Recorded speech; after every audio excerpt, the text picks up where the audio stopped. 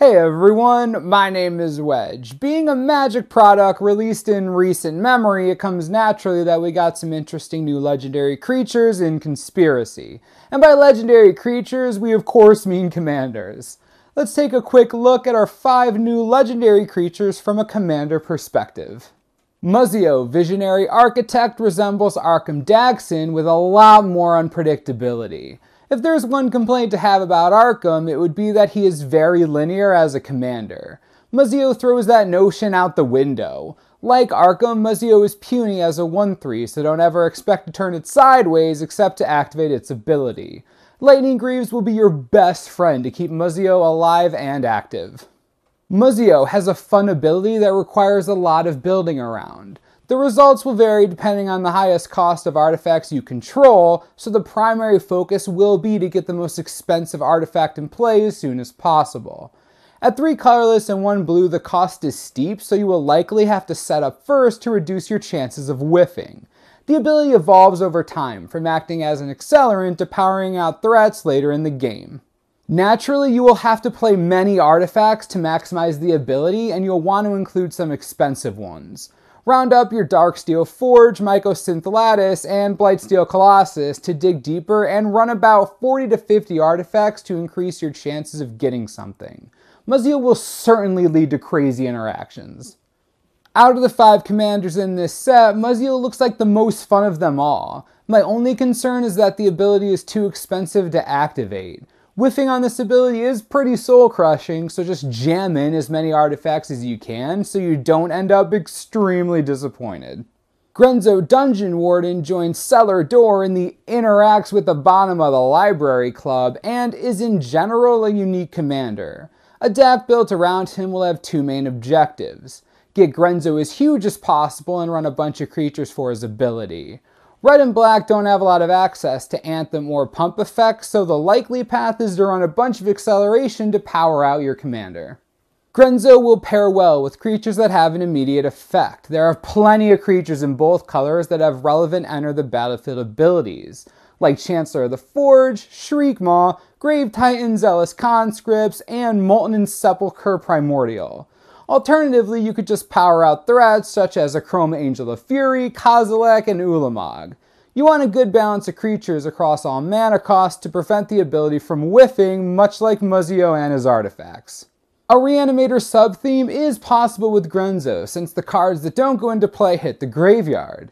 With an activation cost of 2, it'll be easy to use the ability multiple times per turn and dig through the deck quickly. Living Death will be a must in the deck to enable blowouts. Worst comes to worst, Grenzo will become a threat on his own when in play. It may just be right to punch people with your Dungeon Warden. You may consider some protection for him since he will get smaller each time you have to play him. Marchesa, the Black Rose, showcases Dethrone, the new ability exclusive to Conspiracy that looks tailored to Commander. The only knock on Dethrone is the fact that someone has to have more life than you, so the ability loses its utility once you get ahead. At the very least, the ability is swingy enough that it can catch you back up or put you ahead if you can attack with multiple creatures. With 3 other players, it won't be too hard to keep Dethrone active, but if you don't like playing from behind, this won't be the commander for you. Marchesa has both reasonable cost, size, and an ability that draws similarities to Mikaeus the Unhallowed. Whenever a creature you control with a +1/+1 counter dies, Marchesa has a delayed trigger that puts the creature back into play at the next end step. This includes herself and makes it a bit difficult to keep her off the table. Though the end step trigger makes it much less broken than Mikaeus and vulnerable to graveyard hate, it's not a stretch to create some explosive plays as long as you get counters on the right creatures. It also helps you evade sweepers. Another criticism is that Marchesa is in the wrong colors, giving you fewer options for viable creatures and ways to get +1/+1 counters. Marchesa is the most intriguing of the Conspiracy commanders, and it's hard to evaluate how good the card will actually be. If you're looking for challenging deck building, this is likely the commander for you. Selvala Explorer Returned has another multiplayer-centric ability in Parlay, an unpredictable mechanic based on the top card of each player's library. For each non-land card a player reveals, you add green to your mana pool and gain 1 life, then everyone draws a card. Depending on the number of players, this can range from just a simple mana dork to a fair version of Raphelos. The average commander deck runs about 36 lands, giving you just about a 60% chance of revealing a non-land card per player. The odds are pretty solid, just don't expect to net 4 mana off of every activation.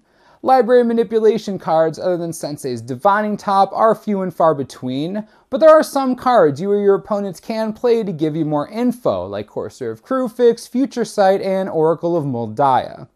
The ability also has 2 additional bonuses, the life gain that makes you harder to kill, and the fact that Salvo is a Temple Bell in 2 colors that desperately need card draw. Aside from Skull Clamp and Harmonize, your draw is pretty limited. Your opponents draw too, but that hasn't stopped anyone from playing Temple Bell in Commander. If you're willing to drop Salvo out of the Commander slot to go 3 color, you can also go infinite with Mind Over Matter and combo out. 3 mana is a pretty reasonable cost for Salvo since it's basically a fixed Rafellos and ensures that you can get it active pretty quickly to power out threats or establish a board. Power and toughness don't really matter here since you don't often want to give up the ability to attack, but at least it doesn't die to 3 damage sweepers, Fire Spout, Anger of the Gods, and Slagstorm. Salvo is also an elf, which will immediately slot it into some tribal strategies. It is easy for elf decks to activate abilities multiple times per turn, and the same goes for Bant decks if you're fine with it in your 99 instead of your command zone. If you aren't running it as a combo piece or as an elf, it's likely you'll just be using it to power out big threats early. It may even make its way into token decks for the draw power. Now let's take a moment to talk about one of our reprints. Phage the Untouchable is originally from Legions and is the perfect commander if you're looking to lose the game. At 7 mana, you'll have to prioritize mana acceleration. Through copious amounts of mana rocks like Sol Ring, Grimonolith, and Mana Crypt, or mana doublers like Cage Sun, Gauntlet of Power, and Crypt Ghast. A personal favorite is Urborg and Cabal Coffers for disgusting amounts of mana. Fire out any of these and you'll be able to lose in no time. Power and toughness are irrelevant here as you'll be dead before combat happens. Just be aware that someone may stifle or void slime the triggered ability and force you to keep playing. Just avoid blue players if you can and watch out for untapped islands.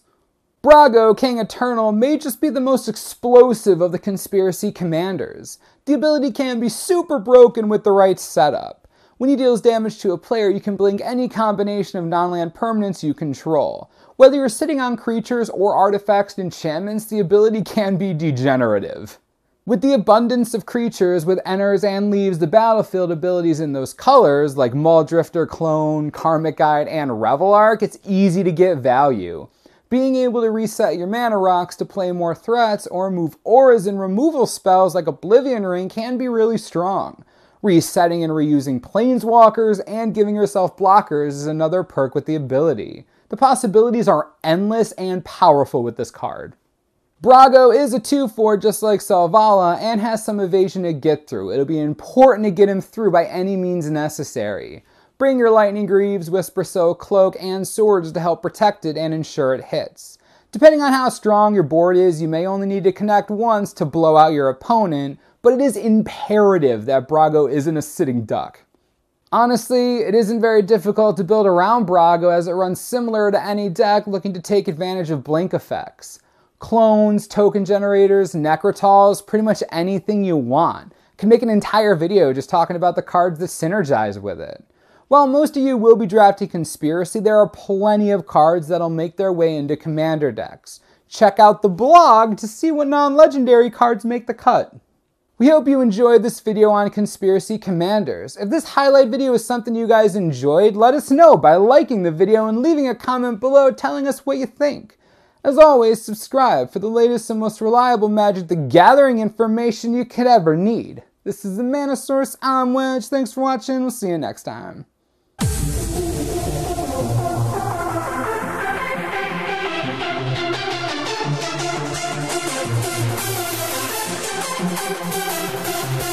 Wow.